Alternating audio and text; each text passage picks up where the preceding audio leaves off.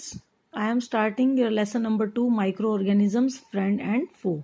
Friend Mitra and foam is शत्रु, कि हमारे लिए कैसे लाभदायक है और कैसे हानिकारक है. You have seen several kinds of plants and animals. However, there are other living organisms around us which we normally cannot see. हमारे आसपास कई ऐसे लिविंग ऑर्गेनिजम्स भी होते हैं जिन्हें हम नहीं देख पाते. These are called microorganisms or microbes. For example, you might have observed that during the rainy season, moist bread gets spoiled and its surface gets covered with grayish white patches. ठीक है ना. इसमें हमें बताया है कि देखो रेनी सीजन में हमारी जो ब्रेड होती है वो खराब हो जाती है और उसके ऊपर जो है ग्रेइश वाइट कलर के पैचेस हो जाती हैं, जाली सी बन जाती है. Observe these patches through a magnifying glass. You will see tiny black rounded structures. ठीक है, इन्हें ही माइक्रो ऑर्गेनिजम्स कहते हैं. Micro organisms are those organisms which we can't see with our naked eye. We can only see them with the help of microscope. ठीक है.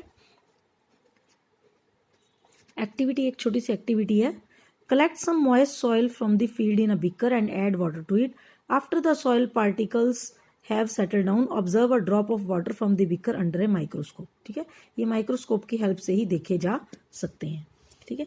Next आ जाइए, आप यहाँ पे आ जाइए. Second paragraph. Micro organisms are classified into 4 major groups. These groups are bacteria, fungi, protozoa and algae. इन चारों की मैं आपको डेफिनेशन और डिटेल अपनी फर्स्ट वीडियो में कीवर्ड्स में समझा चुकी हूँ. ठीक है, आप वहाँ से इन्हें देख सकते हैं. Some of these common micro organisms are show in figure 2.1 and 2.4.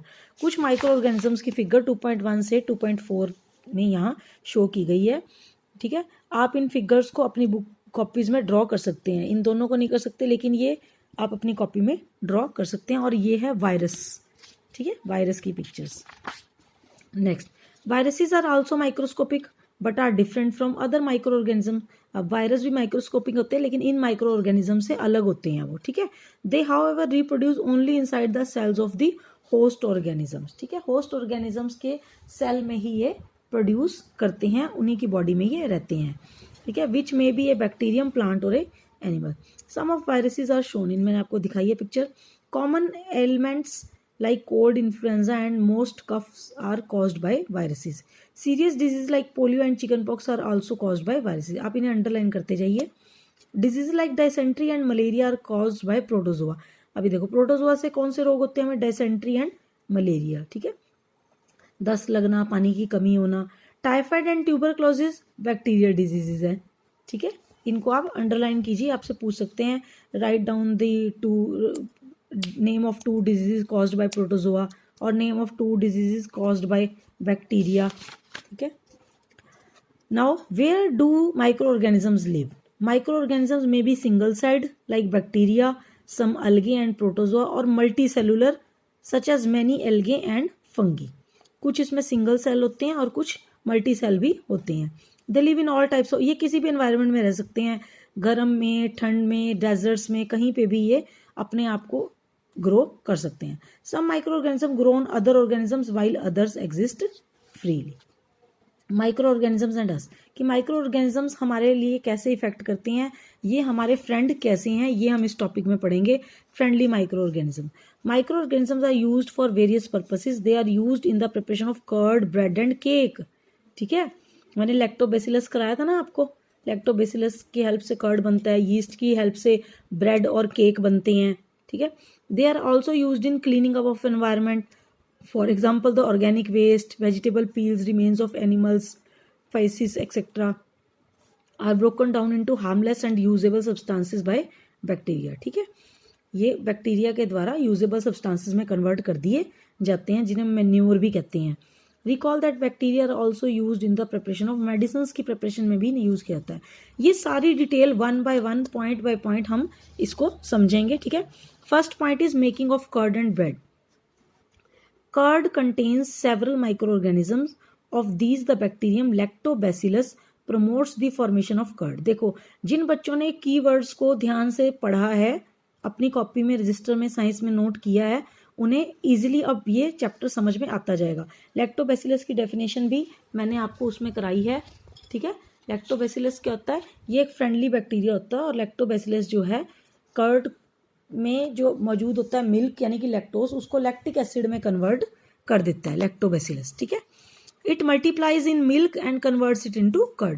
Bacteria are also involved in the making of cheese, pickles and many other food items. An important ingredient of rava, सूजी, idlis and bhaturas is curd. उसमें हम use करते हैं ना, उनको फुलाने का काम करता है ये, ठीक है। Bacteria and yeast are also helpful for fermentation of rice, idlis and dosa batter. ये तो सबके घर में बनते हैं, इसलिए आप क्लियरली जानते हैं।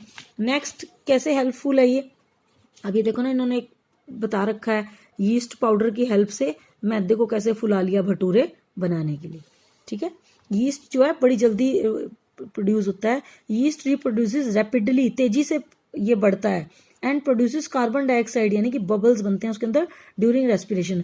Bubbles of the gas fill the dough and increase its volume.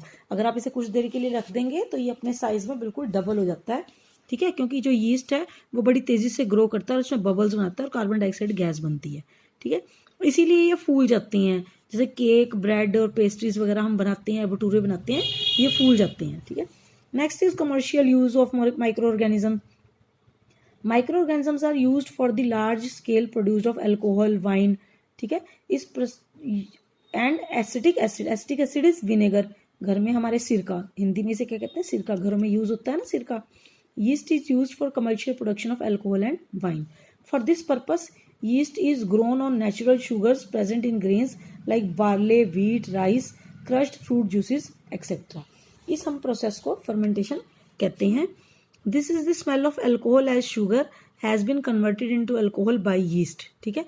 जो शुगर है वो अल्कोहल में कन्वर्ट कर दी जाती है यीस्ट की हेल्प से, और इस प्रोसेस को conversion of sugar into alcohol, इस प्रोसेस को हम फर्मेंटेशन कहते हैं, ठीक है। अब देखो फर्मेंटेशन की discovery, Louis Pasteur discovered fermentation in 1857, ठीक है, लुइस पास्चर ने इसे डिस्कवर किया था। Rest of the part we will read in our next video. Students, if you like my video please press the like icon, that is thumb impression, ठीक है, आप उसे जरूर दबाइए, लाइक वीडियो को लाइक जरूर कीजिए और इसे शेयर भी कीजिए अपने आसपास। अगर आपकी क्लास और कोई आपके जानकार हैं जो 6th, 7th या 8th क्लासेस में पढ़ते हैं बच्चे, उन तक ज़रूर पहुंचाइए। Okay students.